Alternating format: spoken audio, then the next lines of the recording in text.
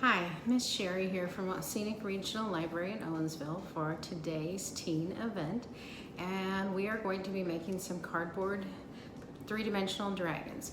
So we'll take a look in just a second at the examples. We'll talk about some different painting techniques and other supplies that you might want to use. Here are my examples. The one on the left is purple and yellow. He has corrugated sections showing, so some of the top layer was peeled away, some scales. He's got some nice curvy spikes and a long tail.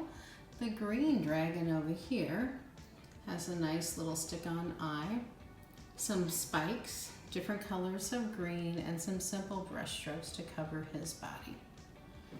Also, along with my two dragons, a Dragon's Guide to Making Your Human Smarter. You can stop by your local branch and pick up the 3 patterns that are here to use for your dragon. You're also encouraged and welcome to make your own patterns, or maybe cut these apart and create a whole new dragon. The one on the left is a little bit whimsical, a little bit goofy. One at the top, maybe a little more ferocious. He was the green dragon that we looked at a minute ago. And then I don't have an example here of the sleeping dragon, but there he is, just a pattern of him. Also at your branch, they'll have a set of eyes that will be in your packet that you can add to your dragon. So once you've selected the pattern that you like and you've traced around it, then you can go ahead and you maybe make it a little bit bolder so that you can see it well on the cardboard. So this is that goofy dragon again, and I have a pair of scissors and or an X-Acto knife to cut out with. You want to be careful, make sure that you have a hard surface underneath that it's okay to cut on if you're using an X-Acto knife, and don't ever cut towards your hand, cut away from your hand.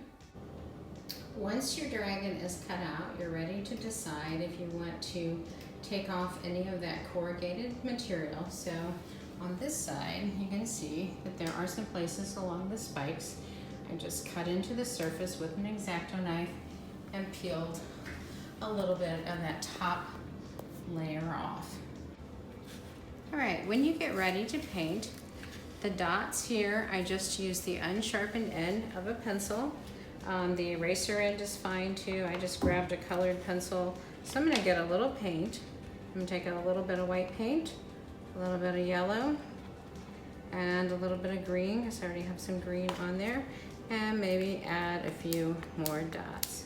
So that's one technique, and you could dot the whole thing, and the whole thing could be covered with dots. I have his belly, his spikes, and part of his tail covered with dots.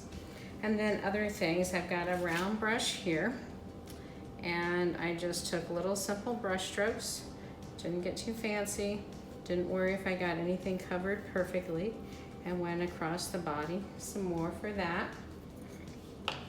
For this guy over here, I used a whiter brush and went along for my brush strokes there. So I added an eye to my dragon with the green dashes and the dots, and he could use a little more work yet. And then down here at the bottom, I just took a couple of scraps of cardboard, cut them into some abstract rock-like shapes, and put a little paint on them to give a pedestal or a way to stand my dragon up. And here are my 2 dragons that I started with again. So the yellow and purple one has the dots on the back. The green one is just left unpainted. You can paint both sides.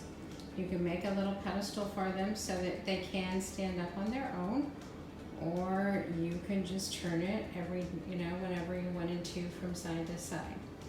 Also, I would love to see examples, and you can bring in your examples. We'll try to put them on display at the Owensville Library, and you can check with your other branches and see if they want to put some of your dragons on display there too. Have a great day, and thank you so much for your time.